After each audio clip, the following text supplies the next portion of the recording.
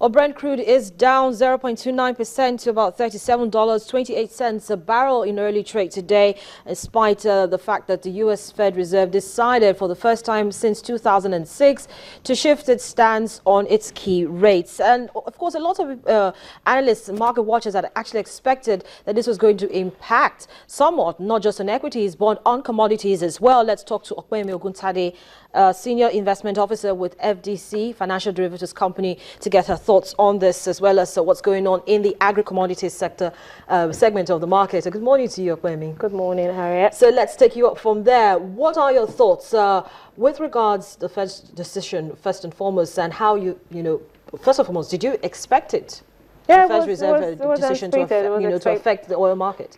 Yes, definitely. I mean, if you're going to increase your interest rate, so we know that there's a relationship between the strength of the dollar and the U.S. Fed rate. So if you're going to increase your interest rate, this is definitely going to strengthen the dollar. And we know that most of our commodities are priced in the dollars. So we anticipated that increasing the interest rate will definitely bring down oil prices, because now you're making oil more expensive for people to purchase. So we definitely anticipated that this would have a significant impact on the commodities market. And what about, for the first time in 40 years, the U.S. has decided to re-enter the oil market? What are your thoughts on this, and how do you expect this to affect Nigeria? Well, this is actually, we weren't expecting this to happen anytime soon, given the current growth we have in the market. And U.S. coming in to, pushing their crude into the market is definitely not, it's not good news for Nigeria, in the sense that now you have more crude, and this is probably going to push down prices further, because I doubt if that has been priced into the current prices we're seeing at the market. So this is definitely going to push down prices further, and we know that Nigeria in itself is struggling to get more revenue from oil, and if you're having lower prices with the current production at 1.9, that's not good news for Nigeria. And the fact that US is coming in is also not even good for other oil producing countries, in the sense that the US, the benchmark, which is WTI, is selling at a discount. It's of a lower price compared to the Brent crude. And obviously, with a lower price, most consumers or all consumers move towards a lower price product compared to the more expensive one. So this is necessarily not a good thing for, well, it's really not a good thing for Nigeria and other oil producers as well. What about, let's leave the oil sector for a while and talk about the agri-commodities. What are your thoughts on what's actually going on? We see that the Yuletide is just a few days away, and prices of commodities have dramatically, gone up at the market. Has it? How much of this do you think is going to affect the buying and selling power of Nigerians? Well, if we're looking at the buying and selling power of Nigerians, so far so good.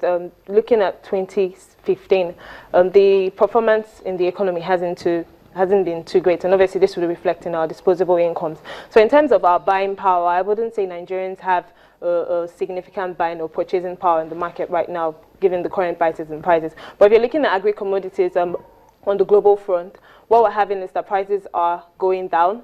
The only price that recorded an increase this week was actually sugar, and the reason why is because there was a projection that there might be a supply deficit of about 6.3 million tons. So, and then other commodities have been going down, because once we have one excess supply, another thing is the hike in interest rates as well, the increase in US interest rates. This is going to affect this agri-commodities as well, because they are priced in the dollar.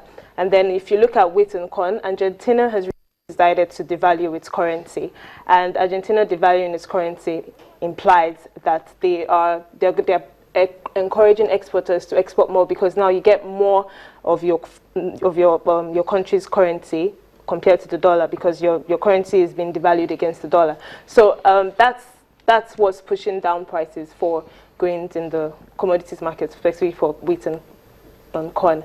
But if you're looking at cocoa surprisingly is going down as well. I mean, cocoa has been recording some increases this year, but for this, cocoa prices came down as a result of the strengthening of the dollar as well.